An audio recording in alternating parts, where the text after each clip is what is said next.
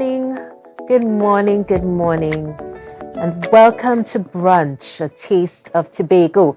I am your host, J Soul, and I am kicking it with you once again for another beautiful week. It is Tuesday in the AM, and it's a wonderful day in Tobago. So we're going to delve right into it.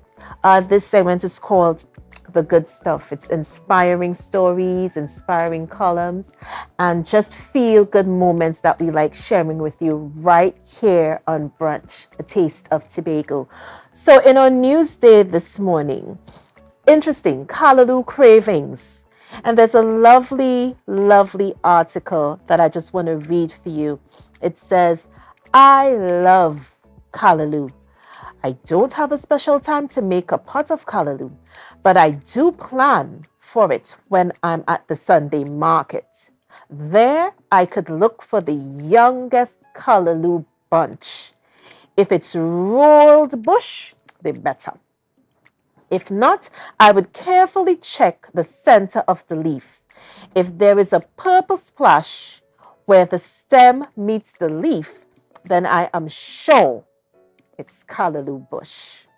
If it's white, then for sure it's Edo's head bush, which is dramatically different to the Callaloo.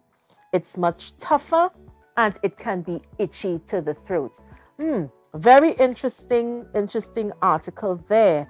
Let's delve right in, guys. Let's go to The Guardian. AI in TNT's music world by Curtis Jordan. Angelo Jedediah writes, artificial intelligence, AI, continues to grow at a rapid pace, but worries from those in the music industry seem to be increasing at a much faster rate. Already, virtual programs such as ChatGPT, DALL-E 2 have taken the world by storm.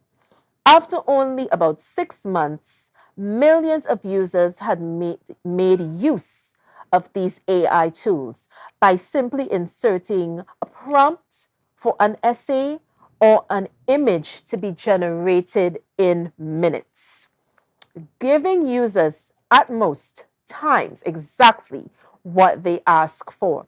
But what about music? With that is unconventionally known as Trini TikTok. Caribbean nationals have already witnessed what seems to already be a hint as to how the music world is about to and has already begun to transform. So that is an interesting article there. Let's go to the Daily Express. Really interesting stuff. Taking soca to South Africa. That's the Vision Destinations event Juliana Furman has for her touring group when they travel through the southern tip of Africa for 7 days in September. Furman, head of Ansura Travels, will lead a group of Caribbean nationals through the Rainbow Nation on September 2nd to 8th. The tour includes visits to Nelson Mandela's jail cell on Robben Island, Table Mountain, and the Aquila Private Game Reserve. Really interesting stuff. So that was our good stuff segment. So now we're going to take a quick break and we're going to come back. Do not go anywhere. By now you know the drill. Have everything ready, because we have some great stuff for you. We're going to look at who's on our show today. We're going to take a quick break and we'll be right back.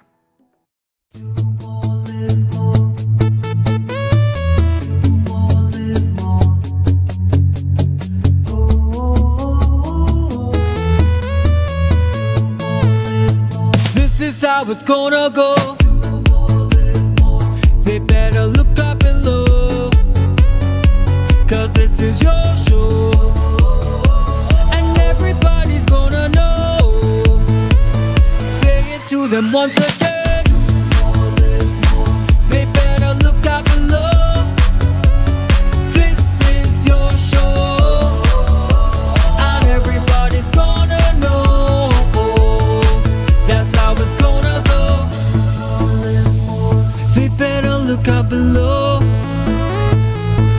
this is your show. More, live more.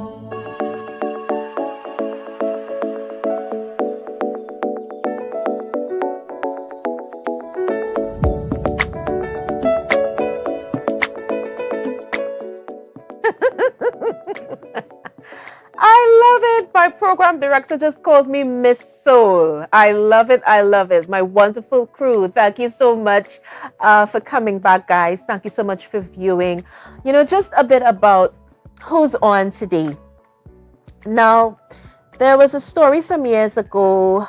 I don't know if you guys remember Jeffrey Guy. My apologies, Jeffrey Guy. He was in the news some years ago, convicted of murder. And he has since been reformed, and he has taken the time to come kick it with us on Brunch today. We also have Mr. Ramesh Rajman, who is the president of the United Farmers Development Group. So he's going to be talking with us. He's a ball of fun. I assure you, you are going to enjoy that interview. So please stay tuned. Please stay with us as we come back.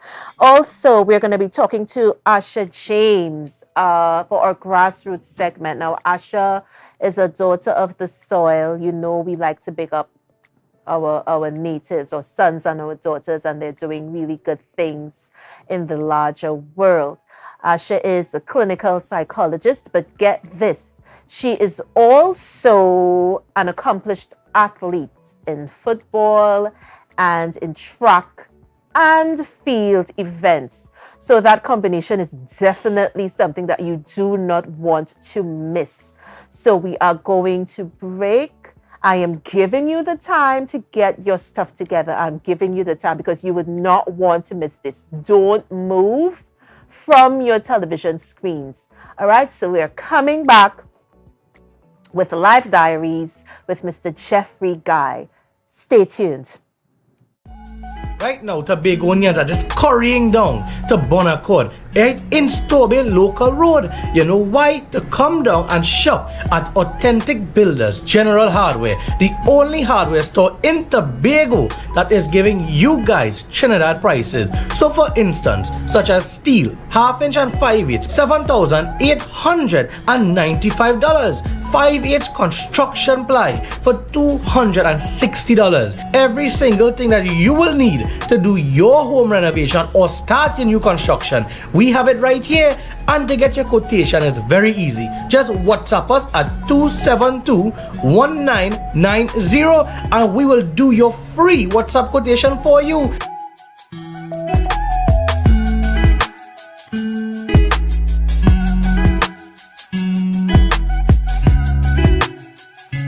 Are you flood ready?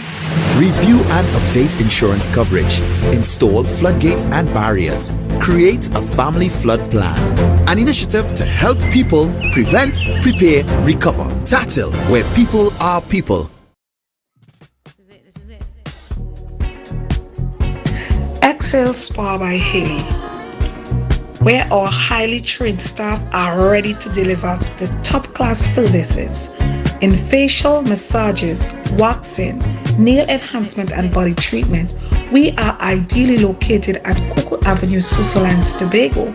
You can find us on Instagram, Facebook, TripAdvisor, or you can call us on 730-0149. Exhale Spa by Haley. Relax, renew, and rejuvenate. Jimmy's Holiday Resorts has 1, 2, and 3 bedroom, fully self-contained apartments located at the heart of Crown Point. Minutes walk to the popular beaches, restaurants, bars, and the airport. Enjoy our amazing amenities such as fully equipped apartments, complete with Wi-Fi, AC, TV, and a pool, and a mini-mart on the compound. Call 639-8292 or 8929. Jimmy's Holiday Resorts is your family's home away from home. Mamai Lakai Home Services. We specialize in cleaning of carpets and rugs, mattresses, living room and dining room sets, vehicle detailing, cleaning and sanitizing of homes and commercial spaces. We also do landscaping and tree cutting, pressure and power washing, floor care, fumigating and air purifying. You can also call us for professional painting services, babysitting and adult sitting. Call us now 333-4430 at Mamai Lakai Home Services. We take cleaning to another level. MI4 Security Services Company is the most advanced security service in Tobago. Ask about our cash and transit service. It's safe, risk-free, reliable, and timely. We provide safe banking delivery for all business types and sizes with highly trained staff, 24/7 monitoring, coordinated emergency response, and a well-maintained fleet of armored vehicles. Contact us at 660-7723 or visit our website at www.mi4securitytt.com to sign up today.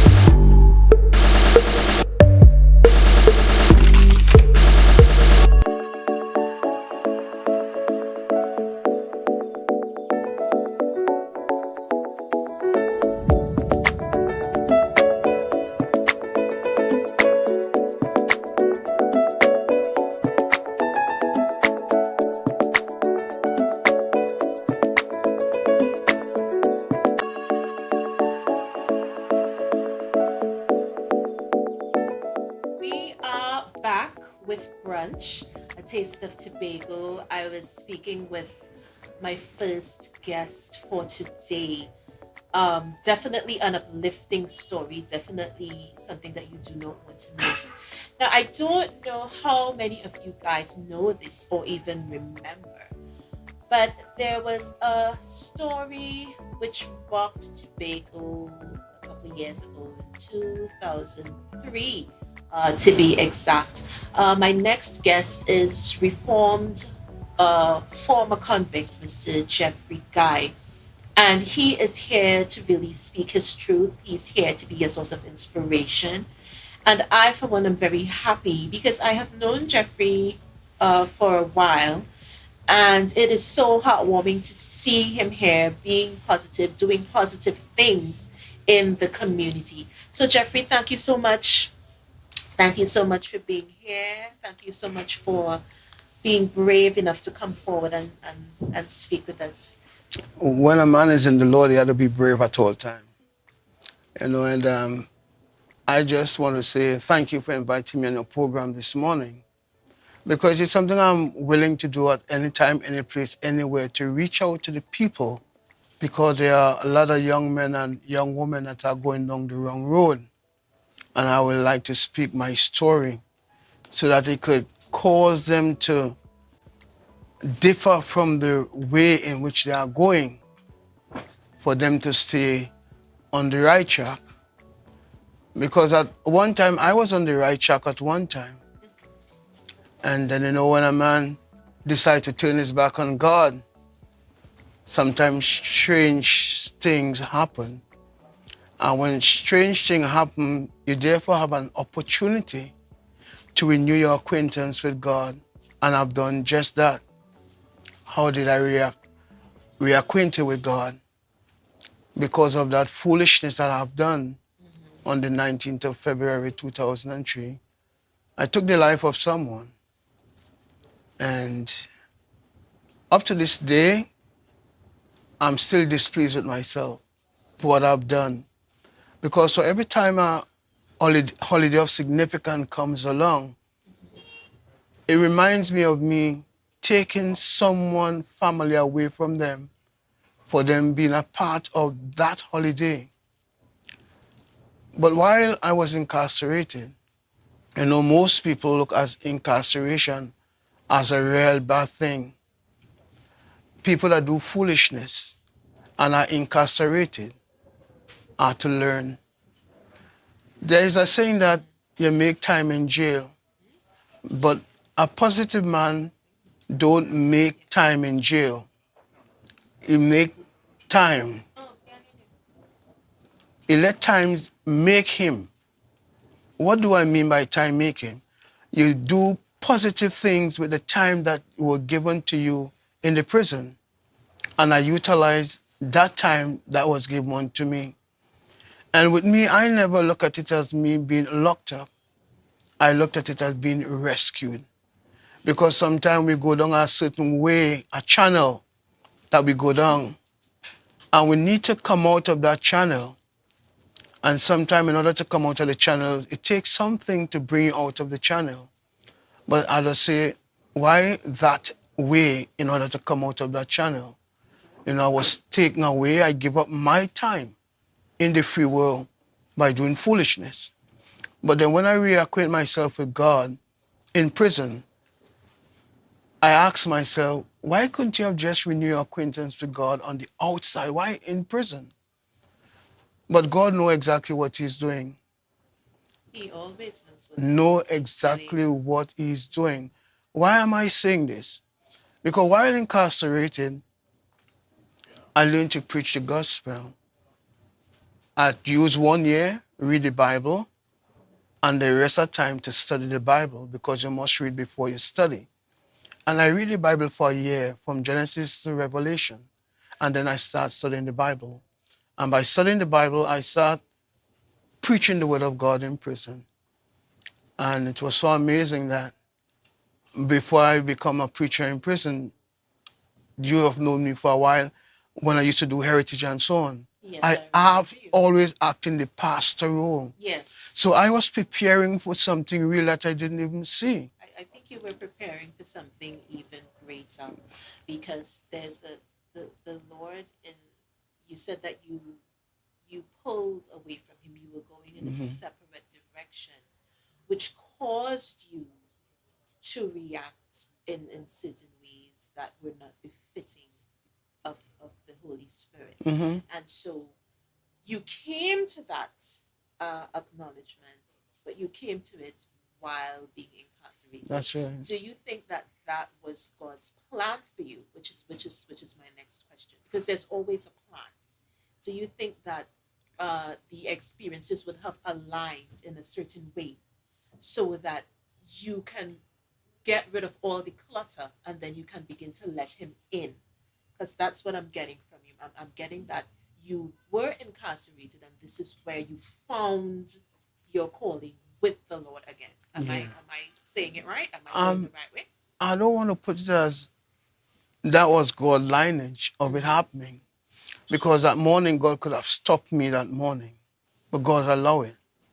And by he allowing that to happen, I was taken away from all the things and the people that I love, set aside to think, to plan, and to grow. And when I grow spiritually with the Lord, you know, when you have something good to do, keep it to yourself. You want to tell somebody about the good news. And I believe I have preached about 1,000 or more sermons in the prison. In Port of Spain, in Carrera, I was back and forth preaching the word of God in Tobago prison before I was sent to Trinidad in the remand yard, where I got a lot of trouble for preaching Jesus, because there was a certain sect that wanted to stop me from preaching Jesus. You know, I was what you call marked for death in the prison for giving the good news. But I was not fearful. One day a guy walked up to me with a dagger, which is about 18, 19 inches long. And he said, wow. all this I'm going to put in you if you preach Jesus again. I was tempted to be afraid, but I said, you're not supposed to be afraid. You're a child of God. You know, and I walk with braveness on the corridor, because they have never experienced a man getting up early in the morning, 5 o'clock, and preaching Jesus. They have never experienced that in the prison yet. when I was there in 2005 to 2008. So that is where they started to mark me for death. But I was not fearful because I know it is the will of God that I was doing. But I want the young men and the young women to know who are walking the wrong path to change the direction. Prison is not an easy place. People may think that it is an easy place. One question was asked, do you think this prison designed for human being? I say, yeah. For some, no. Because that is the only place that some men or women will end up to know God. Because being out here, you are so free to do all the things that you choose to do, but when you are in prison, you are closed up. Confined. Yes, You are can't run confined. around as you want, say and do the things that you're accustomed doing. So when you say being immensely restricted because it comes down to having to have permission for even the simplest things, the things that we take for granted with our freedom, for you being in prison, even the most basic of enjoyment or the most basic freedoms that we experience, you did not have those things.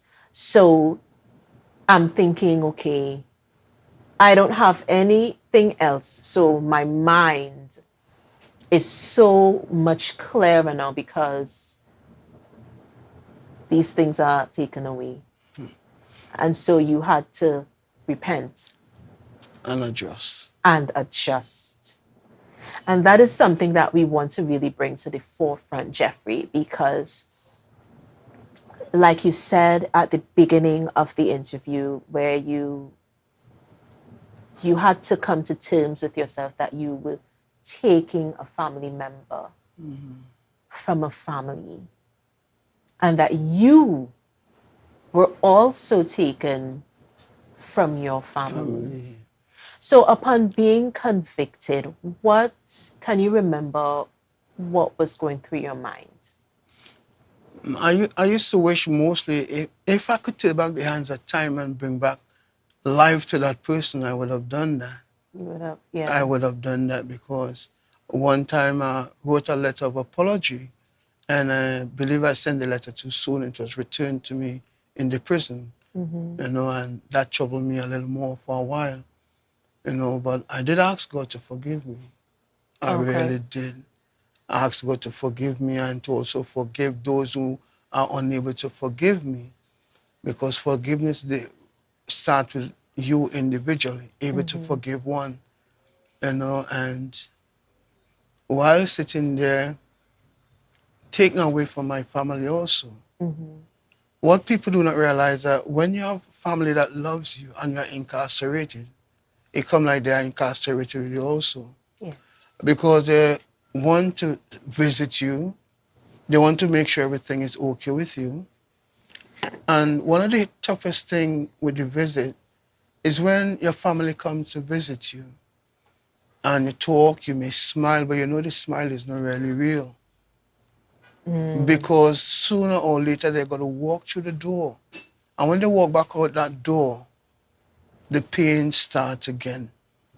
So I used to ask the men and them who believe that coming into prison minute after minute, hour after hour, do your best outside to avoid coming into the prison. Because I used to ask them, do you have a membership card for the prison that is going to expire, that you're going to keep coming here ever so often? Leaving your family on the outside, because many of them have wives, girlfriend, and children. And for some reason, they don't know how to stop coming into the prison. And I remember I said to myself, it can't be like this. You have a date to go home one day, sorry. You got to go home hoping to meet your family. And one guy asked me a day, he said, you think that society is going to accept you? I said, me being released have nothing to do with whether society accept me or not. My concern is that God accept me. Because I know what I did was wrong. And I know Tobagonians, as myself, very well how we would react to foolishness. Yeah. So I didn't expect to walk out and reach a red carpet for me, a bunch of rose, ice cream, or anything like that. I didn't expect that. In my mind said that whoever accept me, rejects me. I make my bed and I lie down on it. And I think that is so important because you are not looking for a pity party, as they say. No, I'm not. You have come to terms with the fact that you did something that was atrociously wrong. And you also came to that reality where repentance, there was nothing else left for you to do but repent.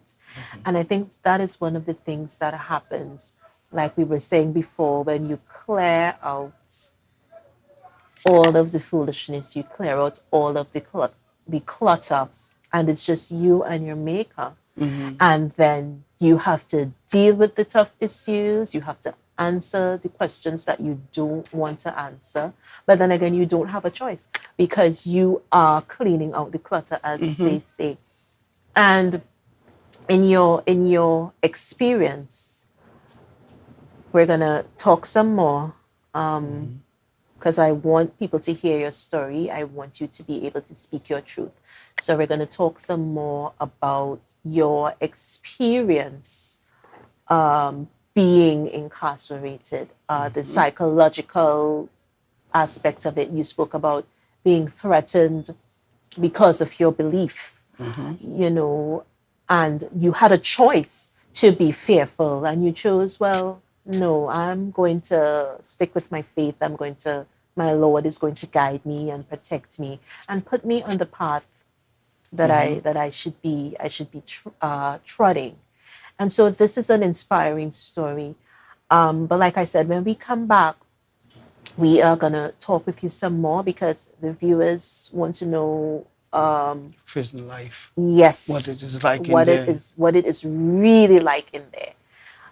Don't pull out the stops because I think that is what we want to have a clearer picture on, as you know, what really, really, really happened on your journey to bring you to this part, because it would take time to actually start doing what you set out to do. You have to be at peace, you have to be at one with your maker, you have to be able to listen to his voice and be able to differentiate that from the folly, as they say, or the devil coming in and trying to, you know, mash things up, you know, and say, well, oh, Jeffrey, who do you think you are? You just killed someone. You know, so there are so many things psychologically that you would have to deal with. But as you said, you have a focus and you already made peace. You already repented. But remember, you still have the life that you took and their family who would never, it is something that they would never get over. No, I don't think anybody could ever get over that. That is just the reality of it. They would never get over it. But for you, you had to do a lot of soul searching, I believe. A lot of praying and a lot of deep thinking, a lot of deep thought. All right? So we are going to take a break. Jeffrey, would you like some tea, some coffee, some napkins? Because your eyes, I'm looking at your eyes are welling up while you're talking to me, and I know it's a lot to deal with. So we're going to take a break, guys. We're going to be back, and we're going to talk some more with Mr. Jeffrey Guy. Trust me, you don't want to miss this. Stay tuned. We'll be right back.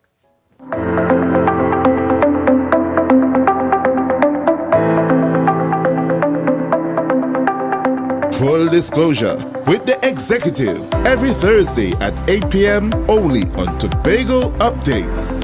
Real questions and honest conversations with the sole aim of keeping you fully in the know. Full disclosure with the executive every Thursday at 8 p.m. only on Tobago Updates. You can now get whatever you need whenever you need it anywhere in Tobago with Tobago. Your meals, medication, groceries, and shopping all delivered directly to you. No more hassle, no more stress. Get the Tobago app today on Google Play or Apple App Store. That's TAPPOGO and let us deliver to you. Check our website at www.tapogo.app or call the experts at 494-TOGO and 484-4746. Tapago. Relax. We will get it to you. Tapago's at your service. Rest Assured helped me to cope with the unexpected. Provides financial help for final expenses. Rest Assured, the affordable financial comfort plan. Tattoo Life, guaranteed protection. Lifespan is the affordable critical illness plan you need. Cover expenses up to $1 million.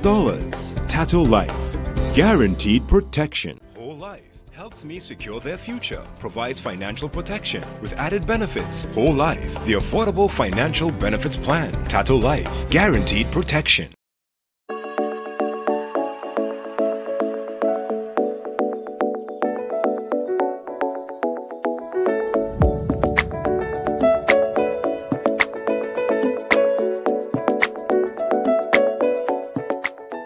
Thank you so much for returning.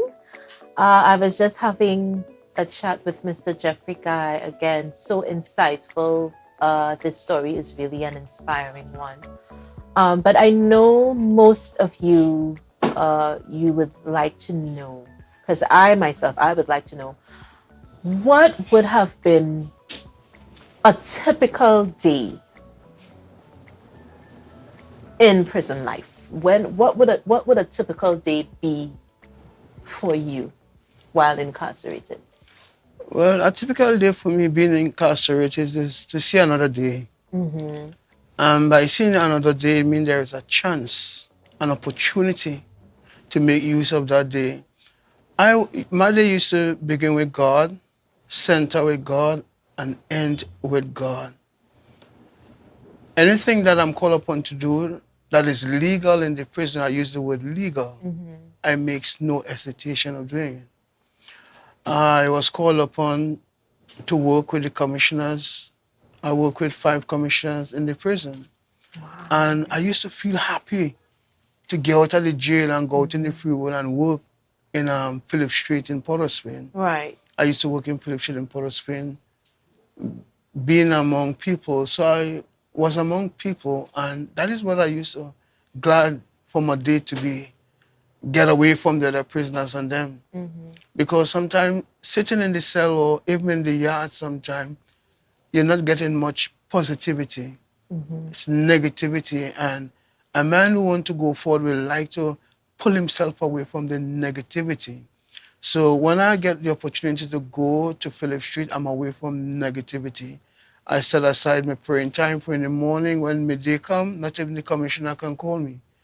They know that because that is praying time. So I love to pray. When I was in the prison, I loved praying also a lot. And when Saturday come, it used to be my best day in jail. Yes. Knowing that I can preach the word of God, there is a congregation waiting to hear the word of God. Yes. And sometimes knowing that I have to go Port of Spain or Carrera, I wish there were 2 of me. Because if Carrera said that they want me, the commissioner is going to send me to Carrera to proclaim the word of God.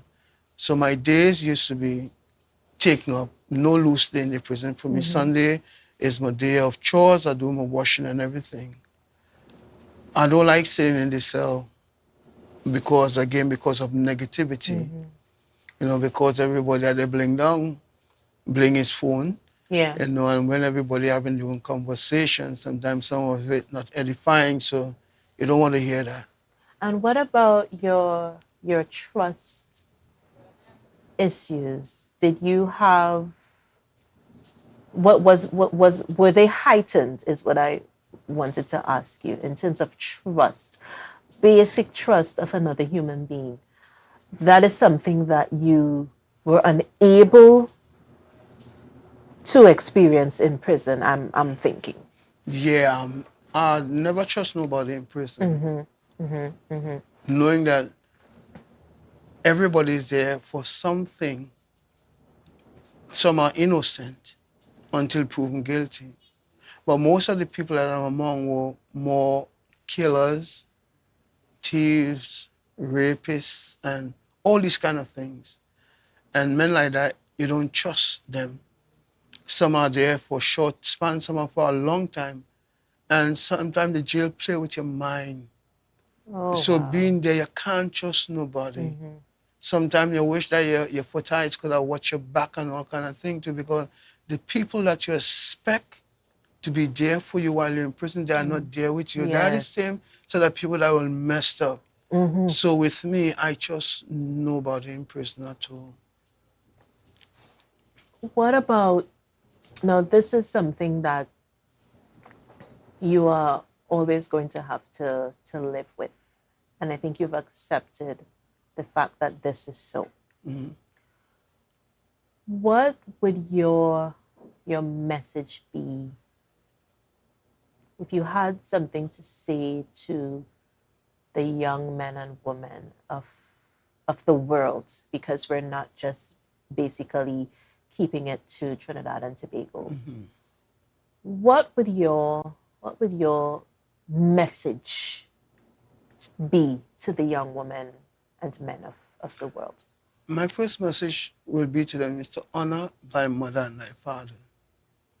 A lot of the chaos that is taking place with the young children, the majority of them are dishonoring parents.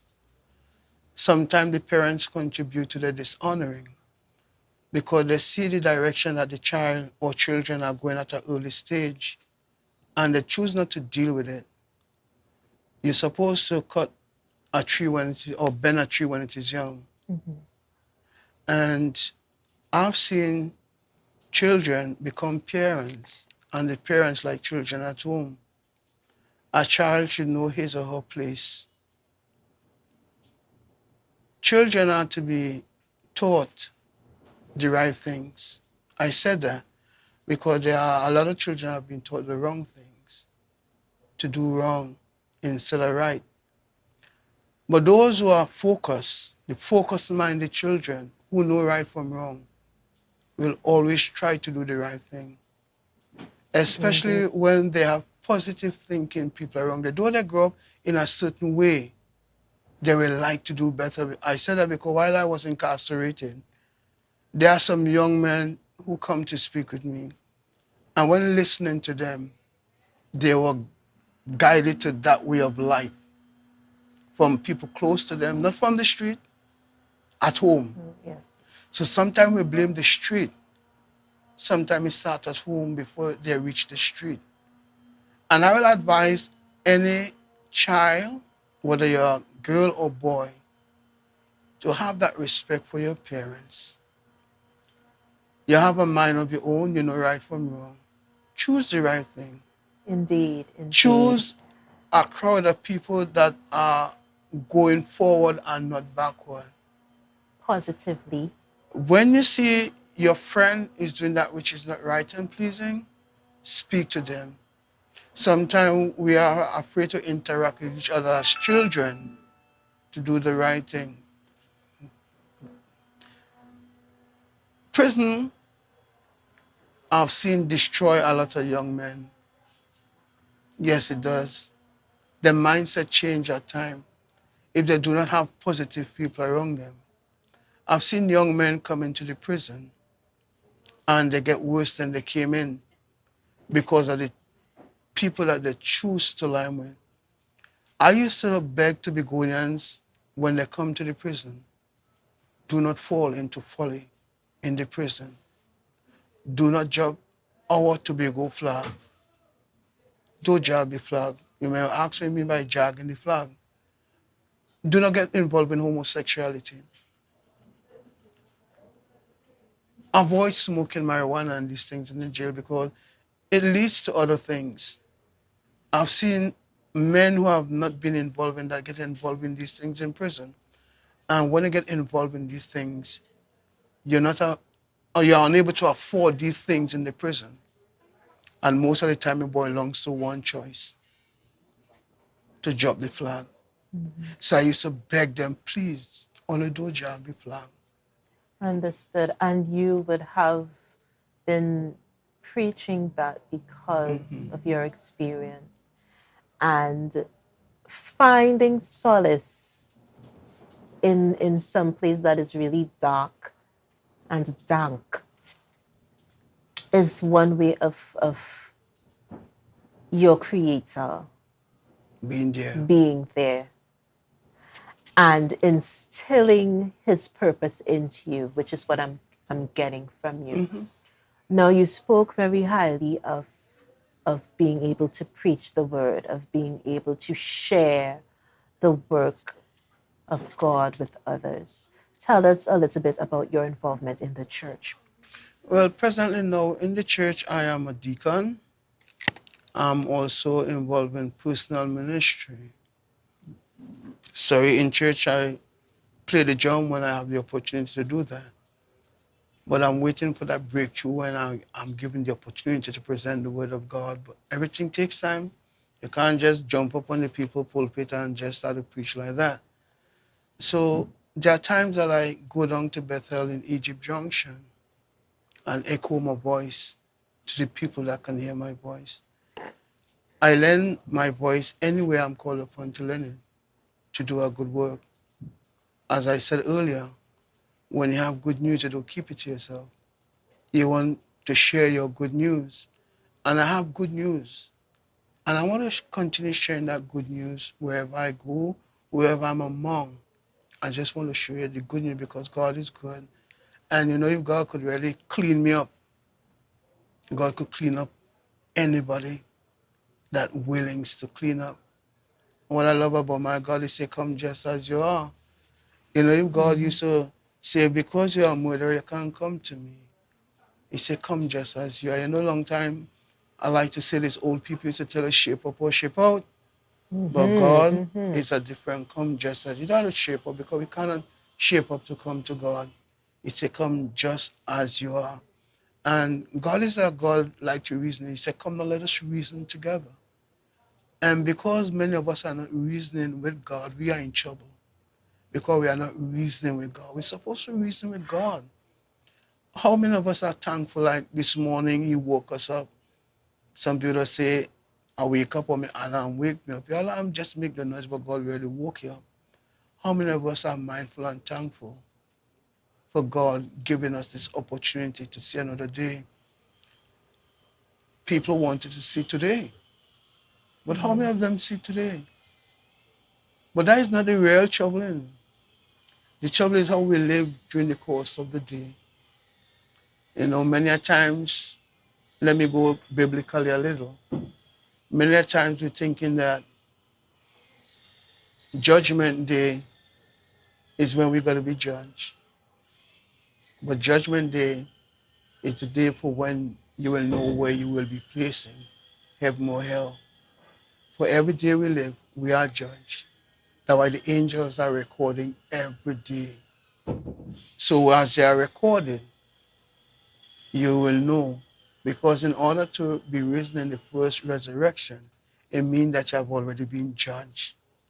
And you're found that you are worthy to be risen in the first resurrection. On Judgment Day, go and get your placement. Judgment Day is not for sitting down and that. You're already been judged. So you're going for your judgment. And, you know, when I got my judgment from the court in 2008, I smiled with tears. And the media said, he cried. But they do not know tears of joy. There's a difference with tears of joy from tears of sorrow. I got tears of joy because knowing what I did, I really supposed to go to the hangman. But God showed me grace and mercy. Proverbs 8:35, for whoso findeth me findeth life and shall obtain favor of the Lord. Indeed. And we just want to thank you so much, Jeffrey, for giving us your time and coming and sitting with me and chatting with me. For those of you watching, remember we have our trivia question. How did the Nylon pool get its name? Let me repeat that. How did the famous Nylon pool get its name? Come on, type in those comments and come up with that answer. Remember, we have a prize for you. It's dinner for two at the Candle Bar. Come on, it's a wonderful experience and you do not want to miss it. Once again, thank you, Jeffrey. We'll be right back with brunch. Never ever worry, don't mind how things looking hard. I tell them never ever worry, if you're nice can't be damaged bad. I tell them never ever worry, what I'm saying is true. So just consider, Tatil will always be here for you. Tatil, where people are people.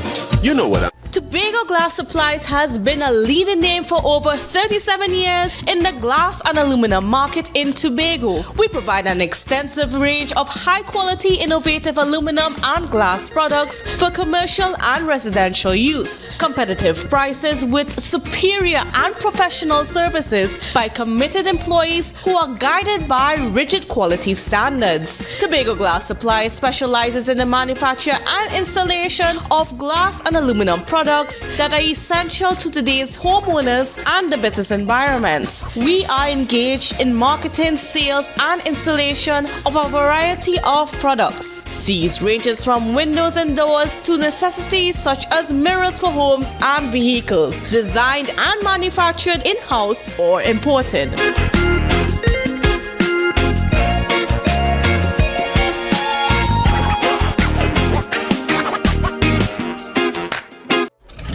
Our national borders, our first step to security, but a possible access point for guns, drugs, crime. If it does not look right, do the right thing. Call Crime Stoppers anonymously. 800-8477. Report possible border crime. If you see or know about a crime, report a crime safely and anonymously. Call 800-TIPS. Help stop crime. You can play your part safely and anonymously. Report a crime. Earn a reward. Call 800-TIPS. Help stop crime. Be a hero, champion, fearless citizen. Be a crime stopper safely and anonymously. Call 800-TIPS. Help stop crime.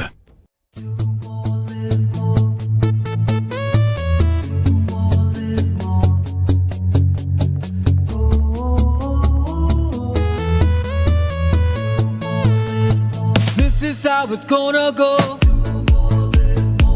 They better look up below, 'cause this is your show, and everybody's gonna know.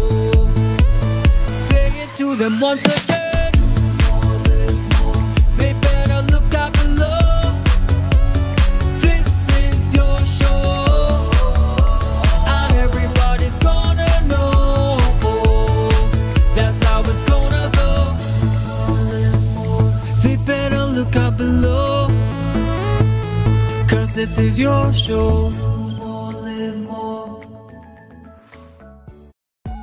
Right now, Tobagonians are just currying down to Bonaccord, right in Stobie Local Road. You know why? To come down and shop at Authentic Builders General Hardware, the only hardware store in Tobago that is giving you guys Trinidad prices. So for instance, such as steel, 1/2 inch and 5/8, $7,895. 5/8 construction ply for $260. Every single thing that you will need to do your home renovation or start your new construction, we have it right here.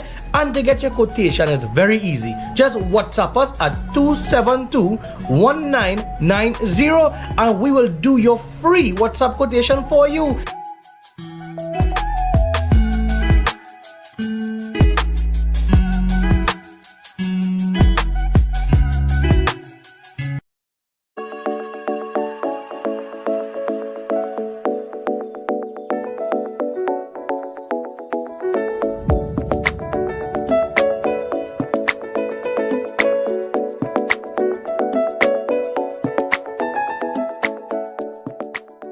Back.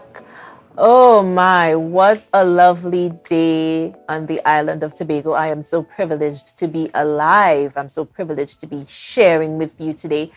You are watching Brunch, a taste of Tobago, and I am very honored to introduce my next guest. Now, guys, he is the president of the Argyle United Farmers Development Group. Did I say it correctly? Correct, yes. Very good. So right now we have Mr. Ramesh Rajman, and he is here to really speak on the importance of sustaining ourselves. He's also here to speak on where we were as an agricultural island to where we are now. And so it's going to be a wonderful, wonderful, wonderful discussion today. So, Ramesh, thank you so much for giving us your time. I am seeing this lovely produce.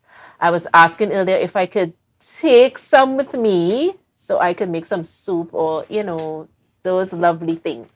So, but let's get through the interview first and then we could talk about that. So, Ramesh, tell me, how long have you been involved in agriculture? Well, let me say thanks to having me on set. And I want to say thanks to Mr. Parks when he called me and told me about this interview this morning.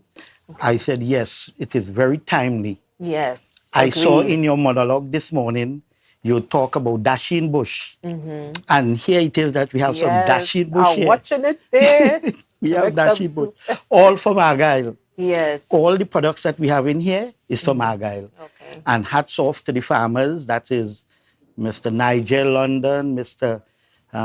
Brian Ashby, Mr. John Edwards, and all the farmers at Argyle who, really make food security what it is so far in Tobago. But we could be better off in Tobago with respect to food security. Right. But in your opening remarks, you asked that where we were before. Mm-hmm. Well, let's go back to where we were before. Yeah, so viewers would like to know. Right. So we could recall that Tobago was sustaining Trinidad with food. So we were the food basket for Trinidad and probably the Caribbean. Okay. Right. Oh, interesting. So looking at where we are now, we are importing food to Tobago from Trinidad. And we ought not to be in that position. Oh, wow. Right? And more need to be done relative to how are we going to sustain ourselves in the agriculture sector. We need to be more innovative, scientific in the way we do things, and we need to get away from the raw material into processing of items.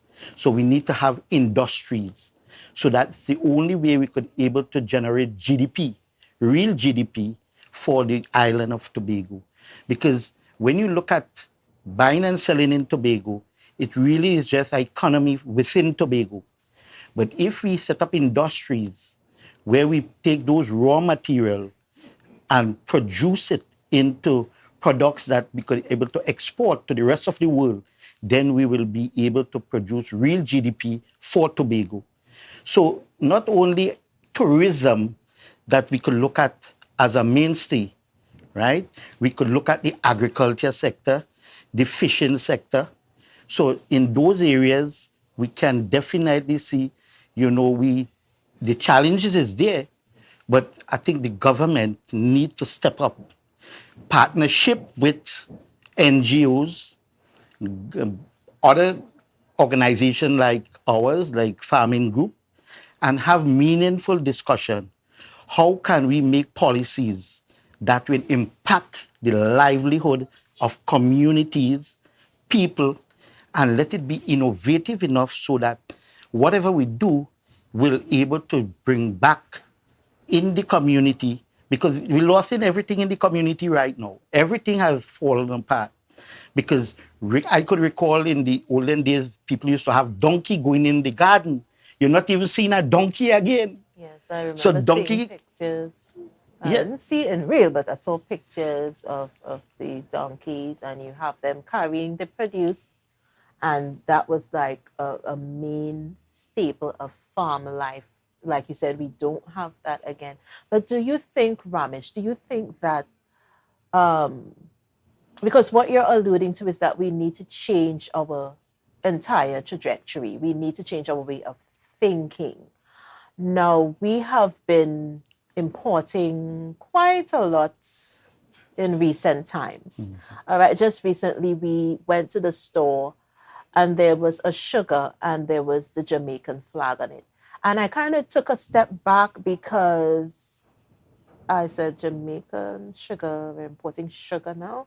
And, it kind of got me into thinking, are we having enough discussion when it comes to making agriculture more vital? Because as it stands, and from what you're saying, it is not getting the push. It is not getting that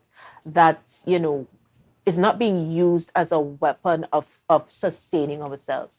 Do you think that we're having enough discussions with the policymakers? Do you think that it's enough is being done in schools, education? What are your thoughts on? Okay, in order for agriculture to be sustainable, that we're talking about long term, we need to empower the young minds. Because the young mind, if we don't have them to take over in the agricultural sector, we have a lost society where food sustainability is concerned. And I always say, if a nation cannot feed itself, then we are lost, because our survival depends on food, whether it's in liquid form or whether in solid form, right? We depend on food to survive. And yes, I am saying more could be done relative to the syllabuses that they have in both primary school and secondary school. And not forgetting the kindergarten, because children learn at their earliest time in life from 5, because there is where you remember, those good old days. Yes. Do you remember some things that was said to you? Fundamentals. Yes. So if we could able to instill, in the children in a crafty way, for example, this year, February, we had a project where we would have said, listen, let me try to educate the children in primary school from the age of 7 to 11. And what we did is that we took agricultural products, right? Like the potato, cassava, dashi, different things. And the children will pull, and whatever they pull, they go and do a headpiece. So they will come now after they don't do the headpiece with their teacher and come and do a display, like a carnival display. You come up on stage and you make yourself nice, dance and things like that. And there was a winner.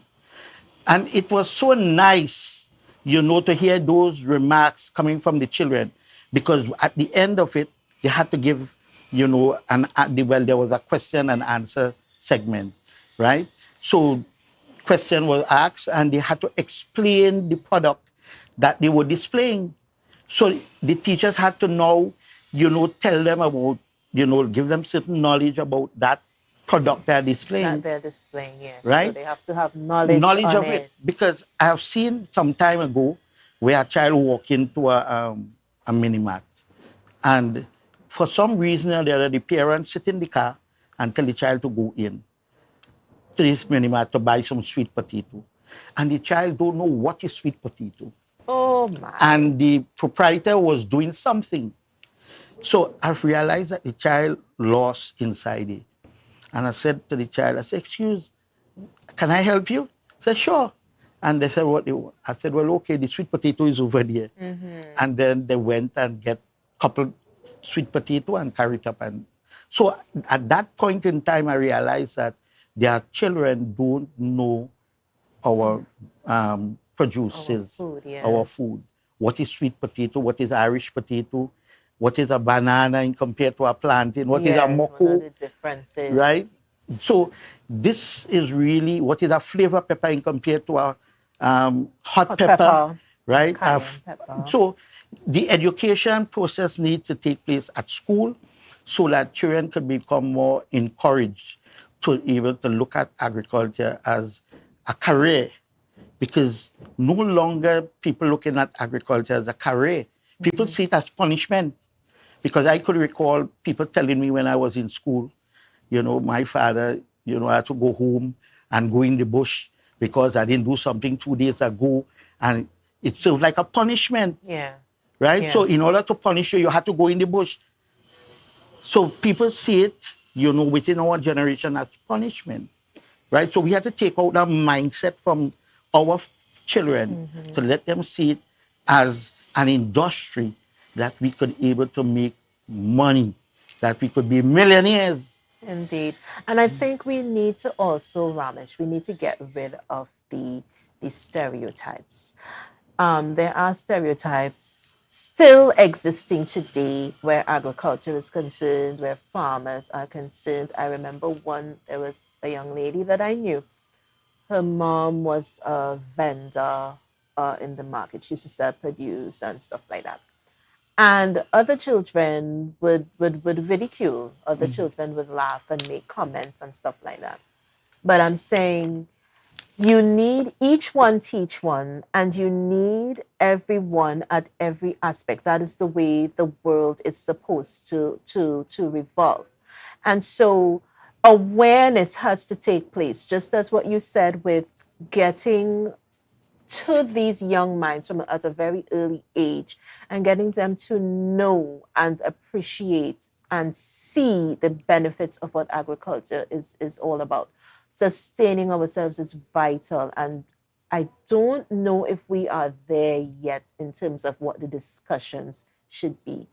Do you see any discussions in the future with probably NGOs or the THA or local government, any entities that would have a say or make a policy? Do you see any discussions in the future going forward? Well, our organization, our group, realized that depending on government is really, a lost case, right?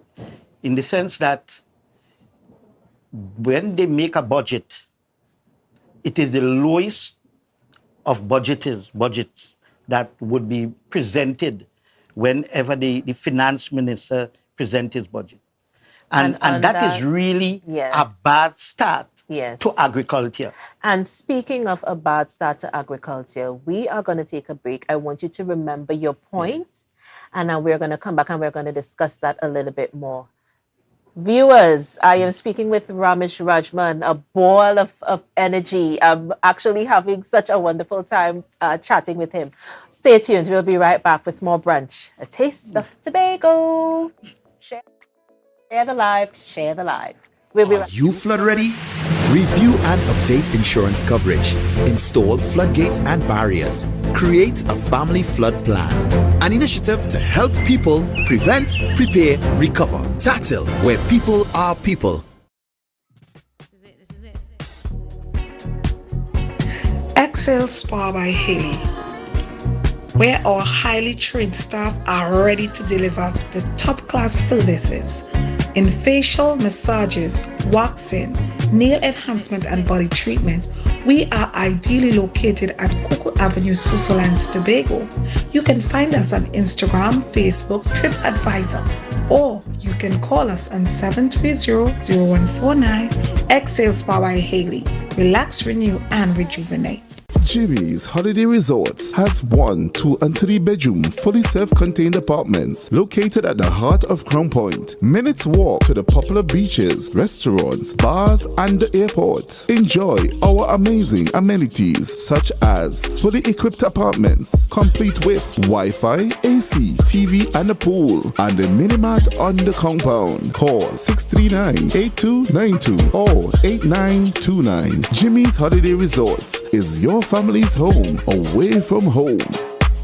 Mamai Lakai Home Services. We specialize in cleaning of carpets and rugs, mattresses, living room and dining room sets, vehicle detailing, cleaning and sanitizing of homes and commercial spaces. We also do landscaping and tree cutting, pressure and power washing, floor care, fumigating and air purifying. You can also call us for professional painting services, babysitting and adult sitting. Call us now 333-4430 at Mamai Lakai Home Services. We take cleaning to another level. MI4 Security Services Company is the most advanced security service in Tobago. Ask about our cash and transit service. It's safe, risk-free, reliable, and timely. We provide safe banking delivery for all business types and sizes with highly trained staff, 24/7 monitoring, coordinated emergency response, and a well-maintained fleet of armored vehicles. Contact us at 660-7723 or visit our website at www.mi4securitytt.com to sign up today.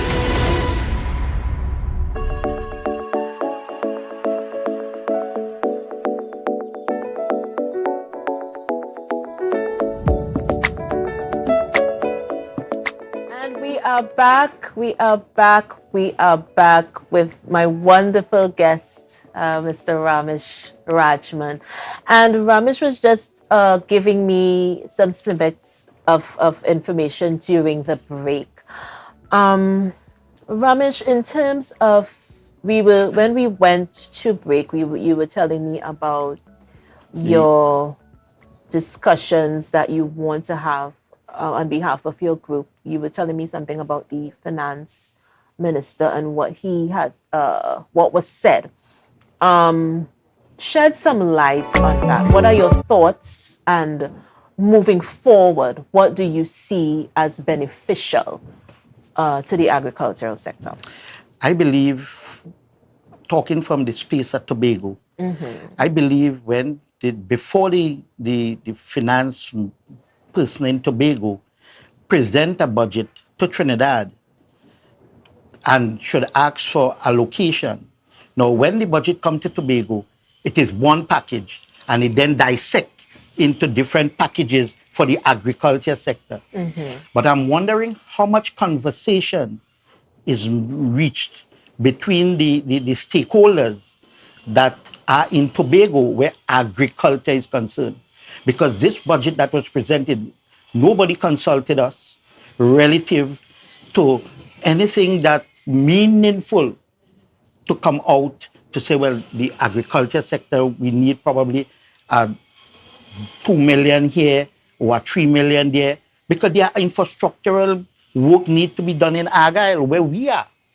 So indeed, if there were a meaningful discussion with the Argyle Farmers Group, then we could have do a presentation to them and say, well, listen, our roads are bad, our drainage system are bad, we have no water, we have no electricity, and these are things that we need infrastructure-wise in order to drive the economy and make ourselves in the agriculture sector and make ourselves more food sufficient.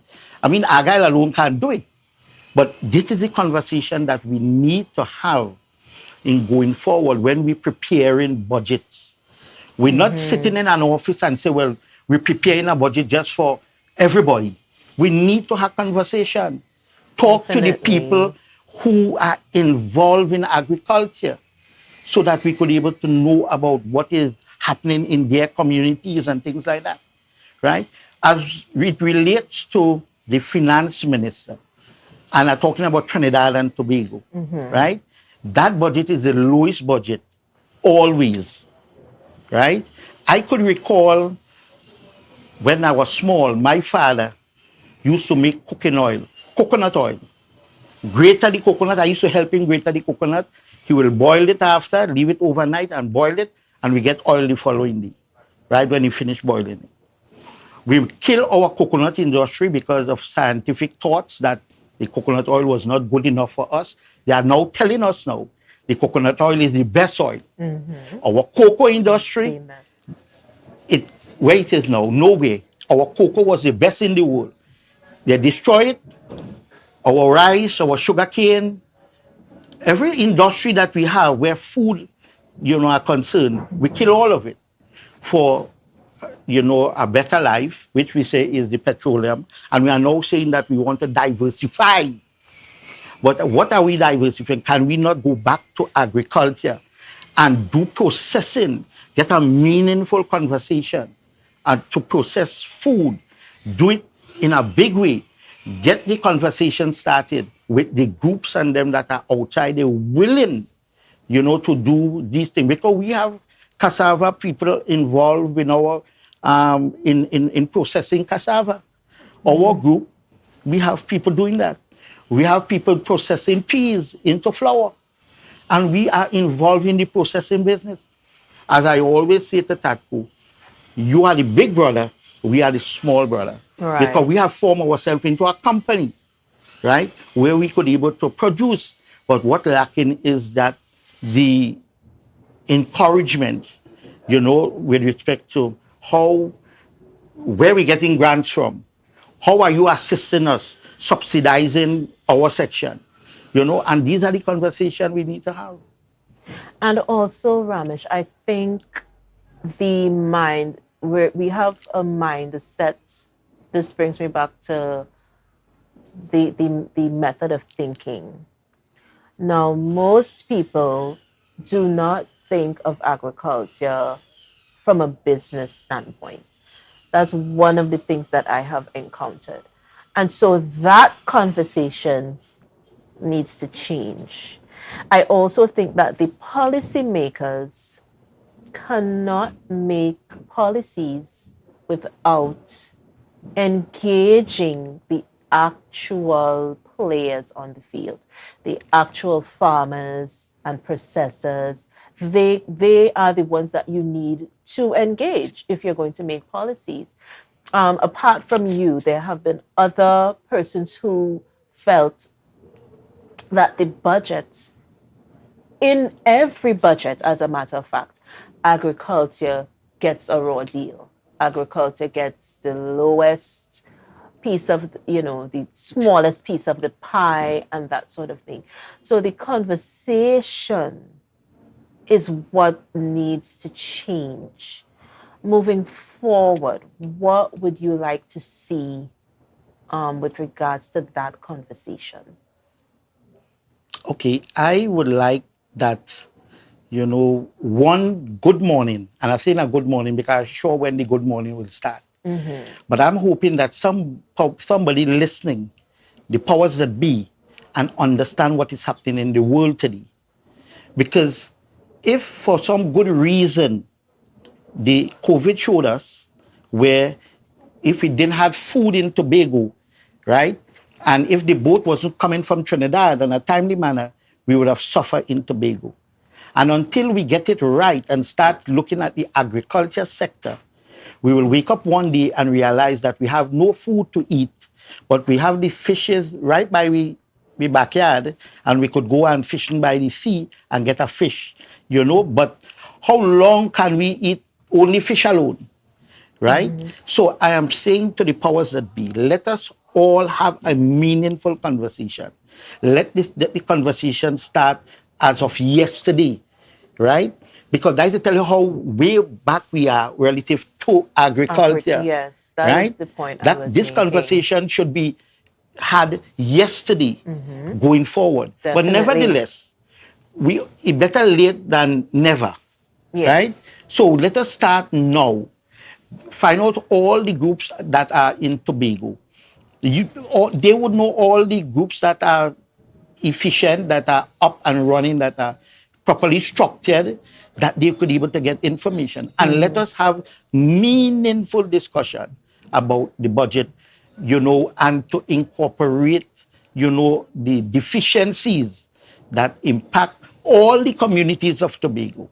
Because I've been talking to a lot of farmers, and it is not a nice conversation when everybody talking about the problems they are encountering, right? And I think, Miss Pantin is trying her best, right? Because when I would have spoken to her, and she would have talked about the amount of money she got, to run Tobago, you know, Yeah. and have to pay recurrent expenditure and present expenditure. It is really not enough. Yes, Right? definitely. But if the conversation start and we put forward something properly and we document it to show, right, that listen, the agriculture sector, the secondary roads, the access roads, we need to go into those areas because farmers traverse these areas, right? And it's there where they had to pull the produce. We were talking about donkey. Those were the day, Yes. right? But farmers become donkeys now because they Yeah, had to you tote have to the tote your goods, own thing. Yes. right? I've When you seen it don't, happen. look, my van, I have a van. I had to go across a river to get on my land. Whenever it rained and the river come down, is a whole week, 2 weeks, 2 weeks before I could get on the other side to look at my garden, right? We have a lot of damages, you know, that take place on the island with respect to goods, right? On the farm, right? We Yes. don't get compensation for these things. In Trinidad, get compensation, but Tobago, we don't. So you telling a farmer now that, listen, you're doing all of this, right? And you spend so much money on agriculture, the things to control the pests, the fungicide, the weedicides, all these things. And then when you're really put out behind a crop and you see it flourishing, then the rain come. Because last year I had, you know, a big area of papaw, right? Cultivated super lady and red lady.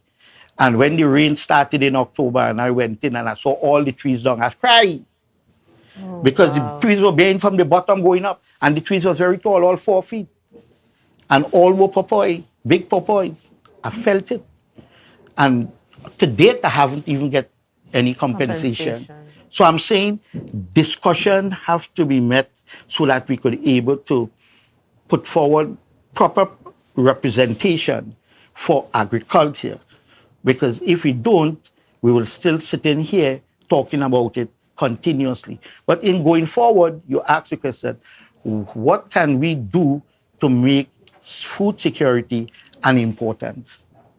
Right. So food security, we must be very serious about it. Food security is not just having a conversation about it.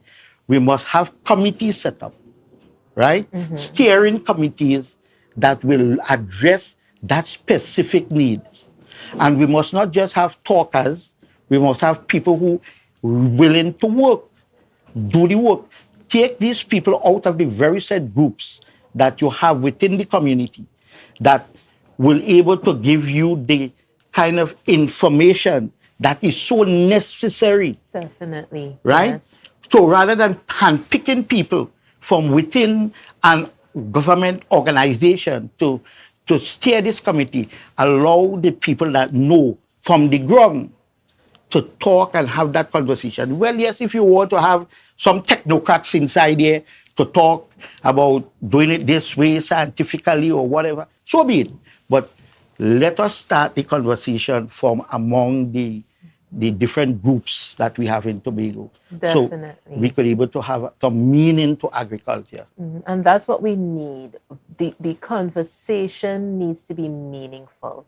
You have to have the stakeholders, the actual people who are farming, the actual people who are planting, who are agro-processing, who are in the garden, who are facing the challenges, or access roads are bad. You know, there's so much that would go into agriculture and sustainability, and let's touch on even when you have the crops and you have to get them to the market, or you have to get them, that transition from reaping to getting them where they need to go.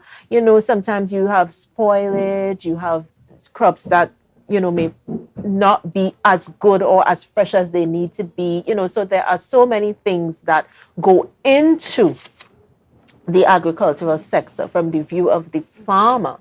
And I think that is where the discussion needs to start. You need to start with the actual people who are involved in this, in agriculture, in farming. So I'm seeing some lovely produce. I was just teasing Ramesh because I wanted some to go home and cook. But that is a story for another time, right? But just tell me a little bit about what we have here. I don't want to touch the dasheen bush. It makes my hand itch. So I wouldn't touch the dasheen bush. But in terms of your melangen, for those, but believe it or not, there are people who may not know what these are in this day and age. I'm just saying. So just tell me a bit about what you have here. This is flavor pepper, and this is coming directly from underneath the rainforest. So let me give a little idea where Argyle is located. All right. Argyle is located directly underneath the rainforest of Tobago. Mhm. There are two waterfalls in Argyle.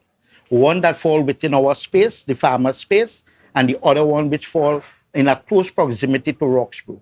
But we have a rich farmland in Argyle because whenever rain is not falling outside here, it is falling inside here, Right. even though it's dewing. So we get fresh crops all the time. So this flavor pepper, and we have fresh bhaji here. Bhaji, fresh bhaji. Somebody say bhaji punch.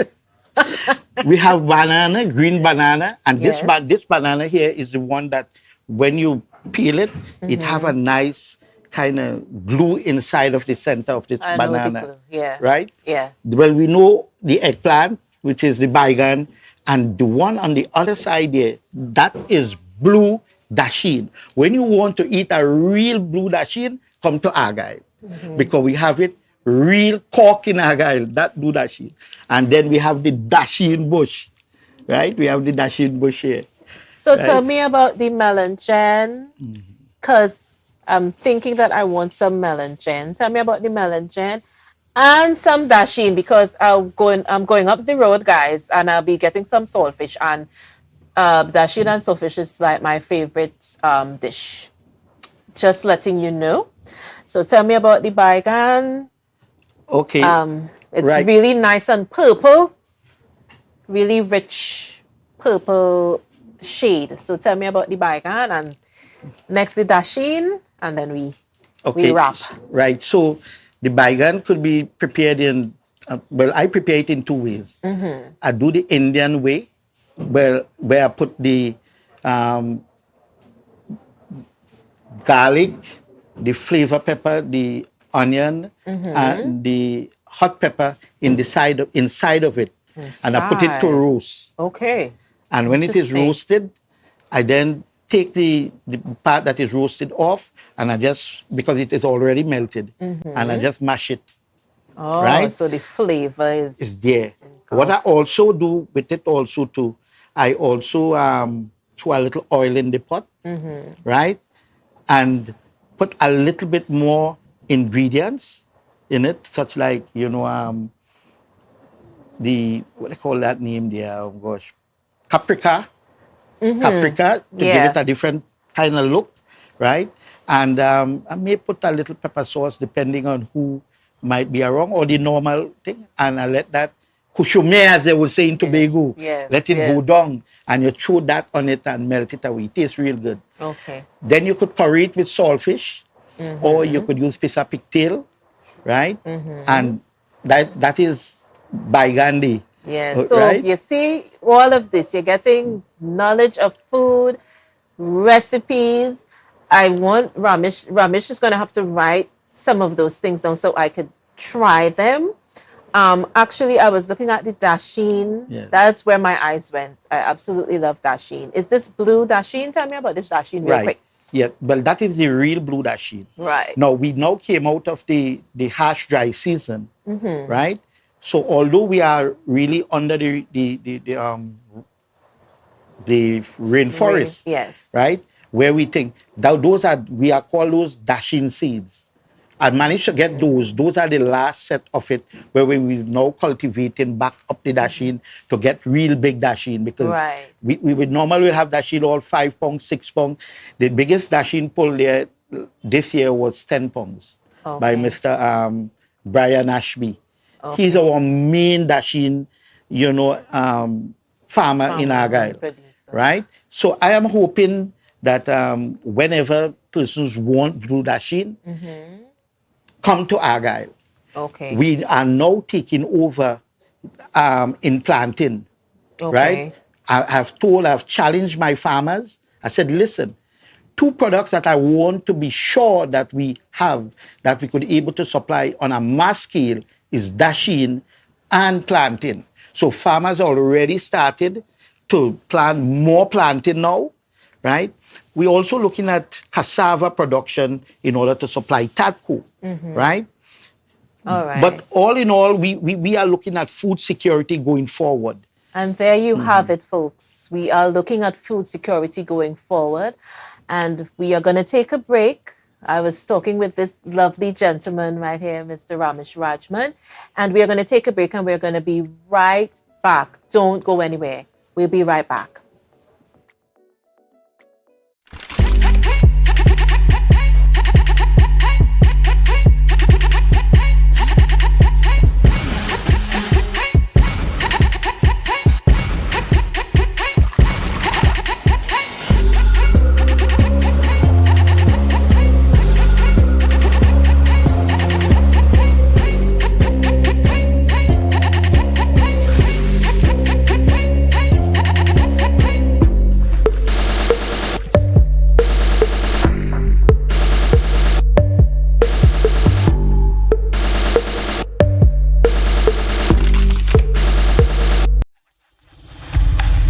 It's a different type of thing down there. And we party till we drop down there. With a lot of pretty girls down there. Down in Tobago.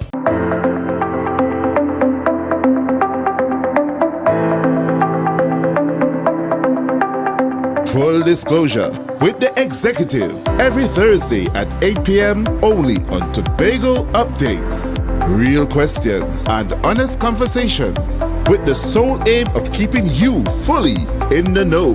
Full disclosure with the executive every Thursday at 8 p.m. only on Tobago Updates. You can now get whatever you need whenever you need it anywhere in Tobago with Tobago. Your meals, medication, groceries, and shopping all delivered directly to you. No more hassle, no more stress. Get the Tobago app today on Google Play or Apple App Store. That's TAPPOGO and let us deliver to you. Check our website at www.tapogo.app or call the experts at 494-TOGO and 484-4746. Tobago. Relax. We will get it to you. Tobago's at your service. Are you flood ready? Monitor trusted sources for info. Wear protective gear when you clean up. Contact your insurance provider to assess the damage. An initiative to help people prevent, prepare, recover. That's it. Jimmy's Holiday Resorts has 1, 2, and 3 bedroom fully self-contained apartments located at the heart of Crown Point. Minutes walk to the popular beaches, restaurants, bars, and the airport. Enjoy our amazing amenities such as fully equipped apartments, complete with Wi-Fi, AC, TV, and a pool, and a mini-mart on the compound. Call 639-8292 or 8929. Jimmy's Holiday Resorts is your family's home away from home. Mamai Lakai Home Services. We specialize in cleaning of carpets and rugs, mattresses, living room and dining room sets, vehicle detailing, cleaning and sanitizing of homes and commercial spaces. We also do landscaping and tree cutting, pressure and power washing, floor care, fumigating and air purifying. You can also call us for professional painting services, babysitting and adult sitting. Call us now 333-4430 at Mamai Lakai Home Services. We take cleaning to another level. MI4 Security Services Company is the most advanced security service in Tobago. Ask about our cash and transit service. It's safe, risk-free, reliable, and timely. We provide safe banking delivery for all business types and sizes with highly trained staff, 24/7 monitoring, coordinated emergency response, and a well-maintained fleet of armored vehicles. Contact us at 660-7723 or visit our website at www.mi4securitytt.com to sign up today.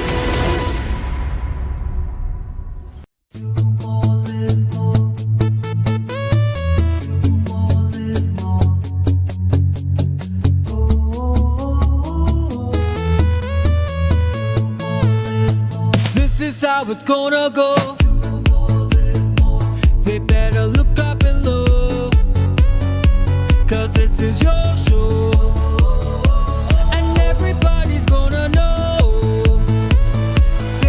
to them once again. They better look out below. This is your show, and everybody's gonna know. That's how it's gonna go.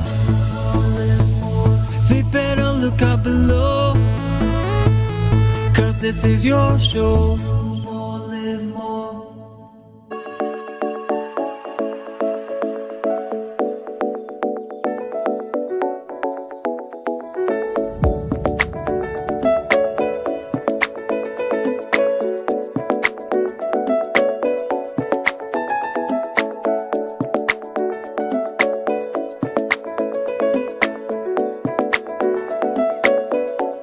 Rattlers unable though to control.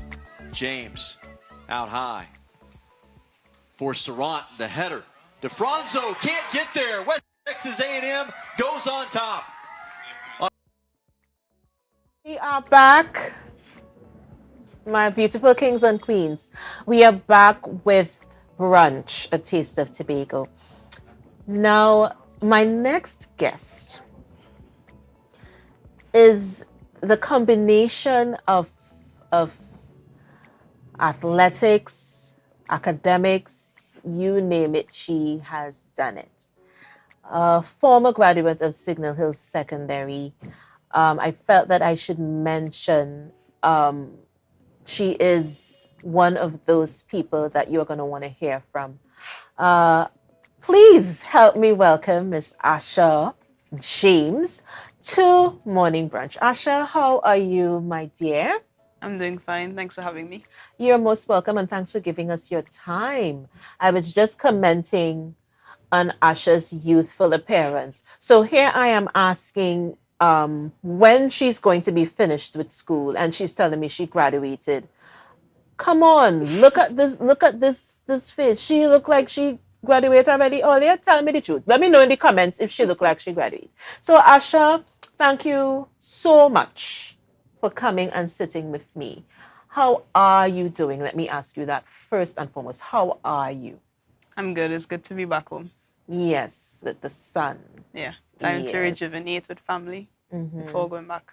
Okay. And tell me a bit about your journey in, let's go back. School, how did athletics, let's go with athletics first. How did that start for you? For me, growing up, I was always involved. You know, they always encourage children to go into sports. I'll say in primary school, and so I tried everything except for netball. I didn't really like netball, and so that's how I got involved in sports. I stuck with those that I liked the most, which would have been football, long distance running. I even tried cadets at one time, but I had to mold out a few because you have to prioritize, prioritize schoolwork. What you want to do. Yeah. Who are some of the persons that you met on that journey? Like, for instance, you were involved in sports from a very tender age. Is there anyone that stands out? I'm talking before graduation, before college. Anybody that stands out in terms of having an impact on you while being on that journey? I'd say obviously a coach. So I grew up under Coach Bertil Sinclair. He would have been the one to, what I would say, be instrumental. Yeah. He always instilled good practices from youth in the sport. And then I would also say I still look up to, I'd say like Kenya Yaya Cordner and like Mealy Johnson. Those two played a big role in where I am today. Okay. So I realize some of the times, well, most of the times, as a matter of fact, we do have challenges. It's a human thing. It comes as sure as your success in whatever you endeavor to do. That much I have learned. What were some of the challenges? Did you have challenges of any kind, whether it was financial, whether it was support, things like that, that would affect a young person while they're trying to find their place, or when they do, and they want to pursue that, there are the challenges that come. What challenges would you say you encountered? Did you have any? And if so, what were they? I think the main one I could remember would be financial. Just that parents didn't have, I come from a rich background. And so you just have to make it out in what you're good at. And so there's where my passion and like the drive is like, this is what I have on my plate and I have to work with this for the betterment of myself and my family. Okay, and in terms of, were there persons that were looking out for you? Because I'm thinking you would have done scholarship. Yeah. Okay. How did that come about? Like in you're talking about like school wise? Yeah, like school wise. So like as I said, like Mealy Johnson would have been the one. So like connected me to my first school outside, and from that I went on to like West Texas. So like scholarship played a big part in the success for sporting wise for me and academic wise. It didn't have me bankrupt, so that was really cool. And then I met a couple of people on the outside who became family, who also helped financially whilst I was in college. All right. And what were, you just mentioned their schools. What, just repeat. Guys, listen closely. What schools, well, colleges, because we're talking collegially now, did you attend? The first school I went to would have been Florida International University. And then I transferred during the year of COVID to West Texas A&M University. Okay, and this was athletics? Yeah, so Florida, both of them would have been for, the scholarship would have been football. Football? Yeah. So I had, but I'm a dual athlete, well, yeah. So I could also throw javelin, and that's why I chose to do at Florida International after, having a bad experience. Oh, so you transitioned to field. So that was what, javelin you said? Yeah. Any discus or just javelin? Just javelin. Just javelin. Oh, wow. I'm actually on a roller coaster because it's like more than, you're getting that, right? It's like more than one thing. Yeah. So Asha, tell me, this is something that I think about, because you just gave your a snippet of your backstory. You also gave me some info on some of the challenges that you might have faced.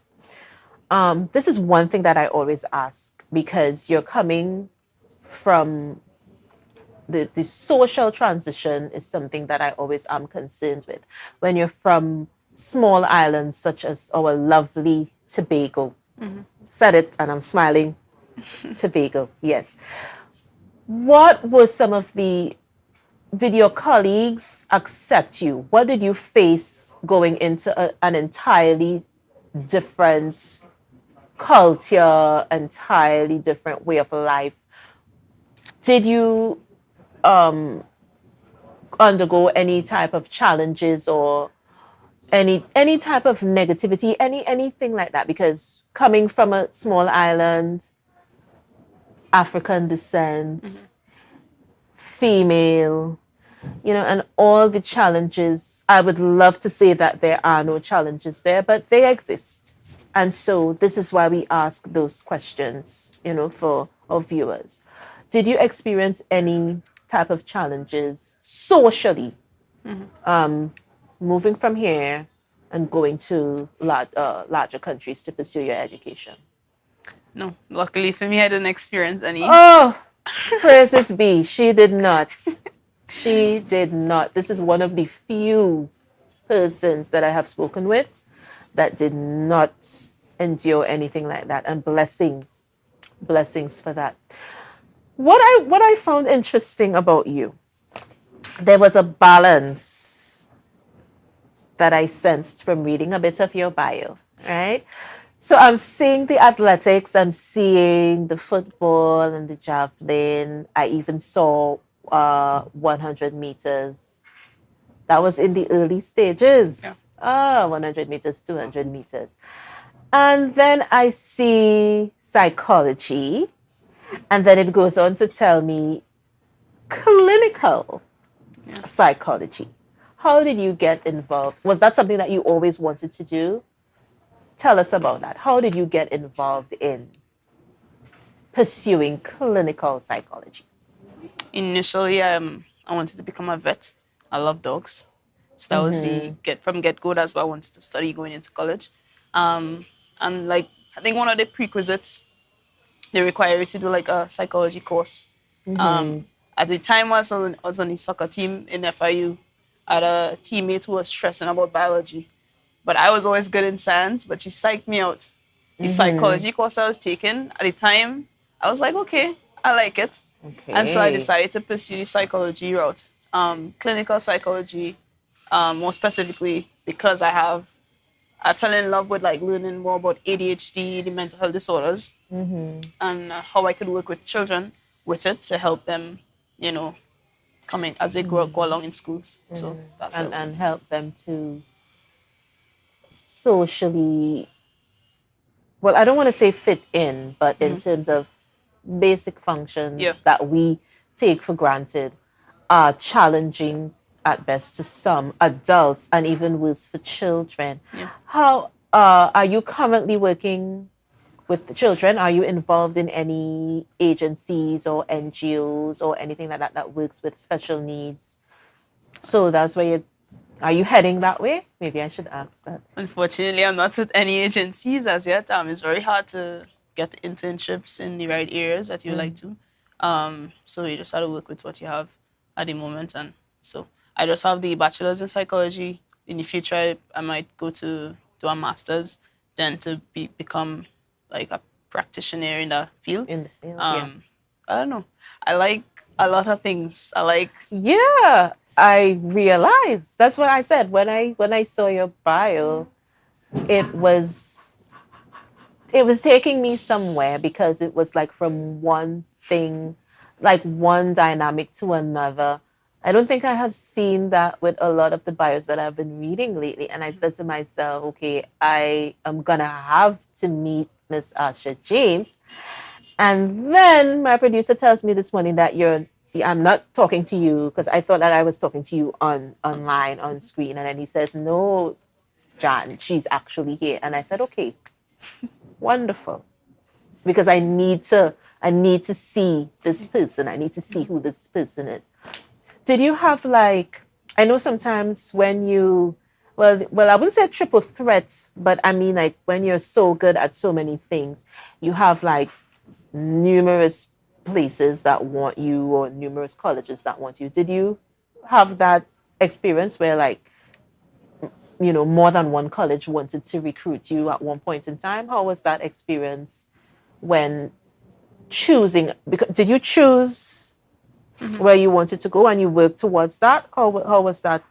The opportunity actually came knocking on the door for FIU, the first scholarship. But upon transferring in 2020 is when I had a bunch of schools to choose from.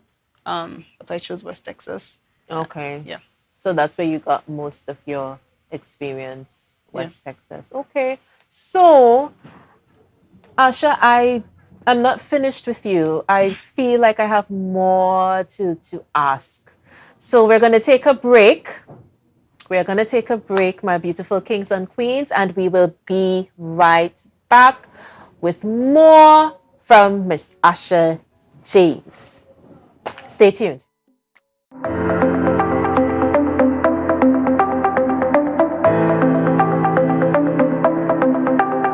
Full disclosure with the executive every Thursday at 8 p.m. only on Tobago Updates. Real questions and honest conversations with the sole aim of keeping you fully in the know. Full disclosure with the executive every Thursday at 8 p.m. only on Tobago Updates. You can now get whatever you need whenever you need it anywhere in Tobago with Tobago. Your meals, medication, groceries, and shopping all delivered directly to you. No more hassle, no more stress. Get the Tobago app today on Google Play or Apple App Store. That's TAPPOGO and let us deliver to you. Check our website at www.tapogo.app or call the experts at 494-TOGO and 484-4746. Tobago. Relax. We will get it to you. Tobago's at your service.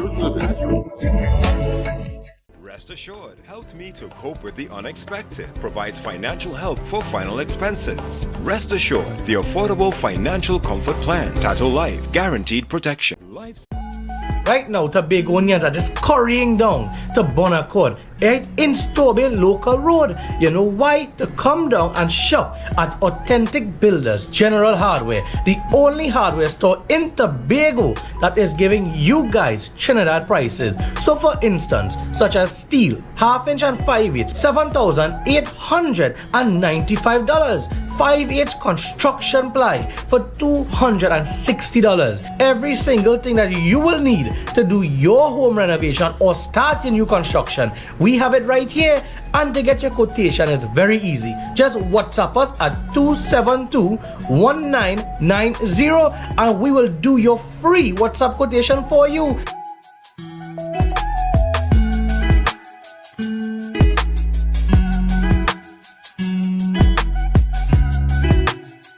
Are you flood ready? Review and update insurance coverage. Install floodgates and barriers. Create a family flood plan. An initiative to help people prevent, prepare, recover. Tatil, where people are people. Are you flood ready? Recycle and properly dispose of large waste. Avoid sweeping yard clippings or trash into drains. Plant trees to avoid soil erosion. An initiative to help people prevent, prepare, recover. Tatil, where people are people. Are you flood ready? Monitor trusted sources for info. Wear protective gear when you clean up. Contact your insurance provider to assess the damage. An initiative to help people prevent, prepare, recover. Tatil, where people are people.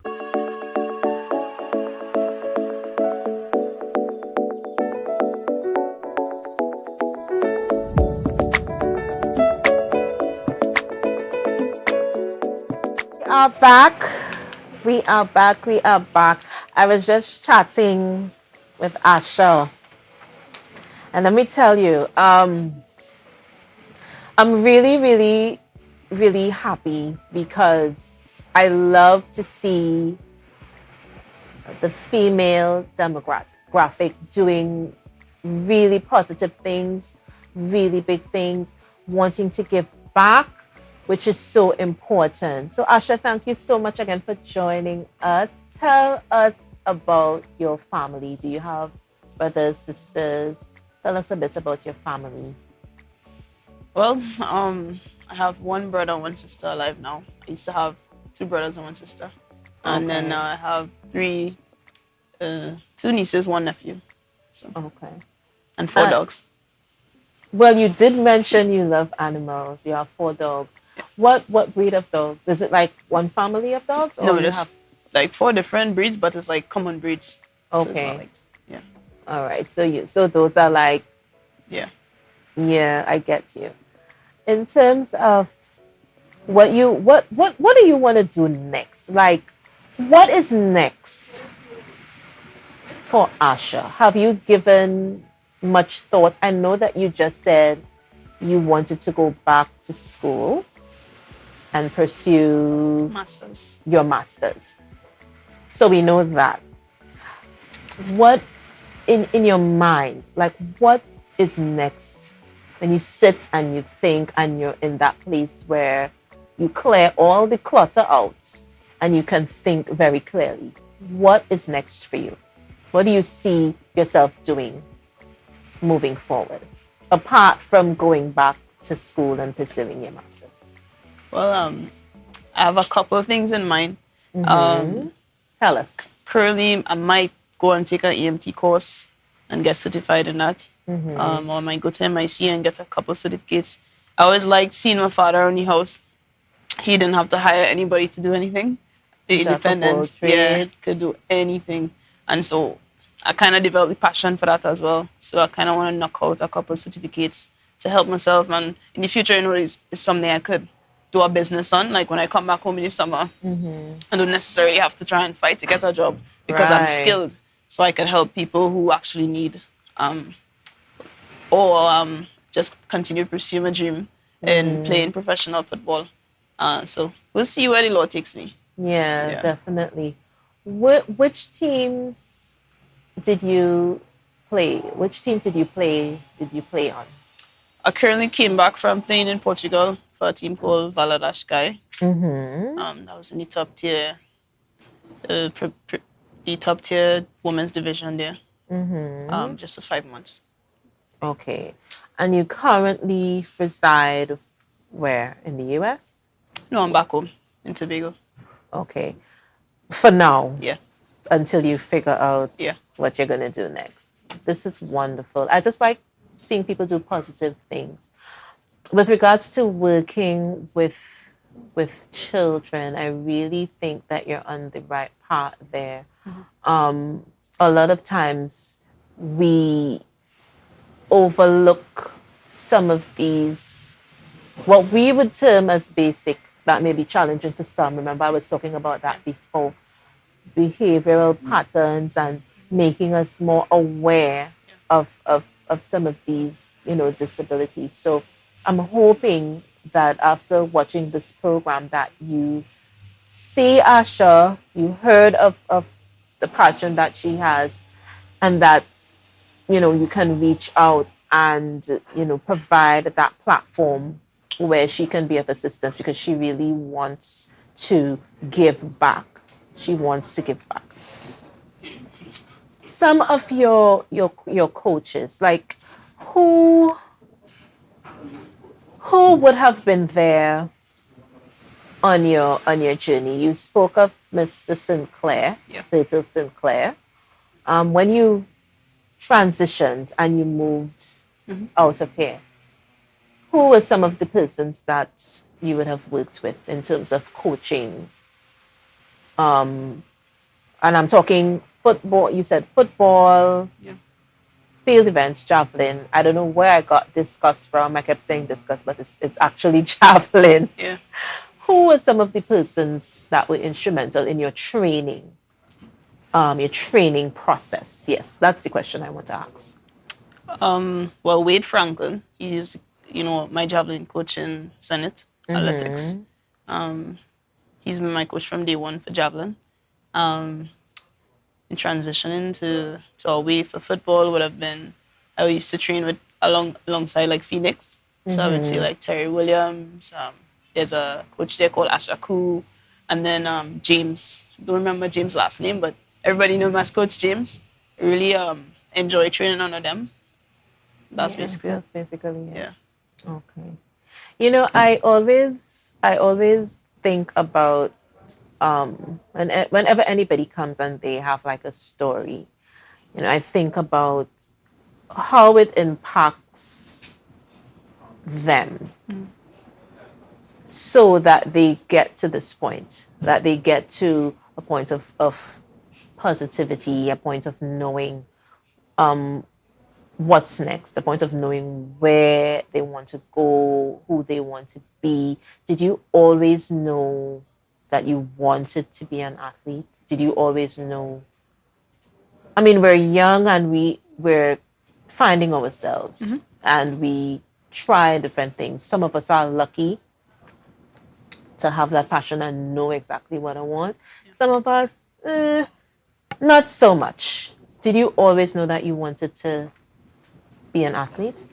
I always knew I wanted to become a professional footballer, more specifically, I remember in an interview I did when I was younger, I was telling, the former captain, Millie Johnson, she was the interviewer. I told her that, yes, I want to become a professional footballer.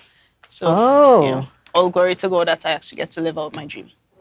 And that is so wonderful. Oh my gosh, Asha, you are such a gem. It has been awesome having you.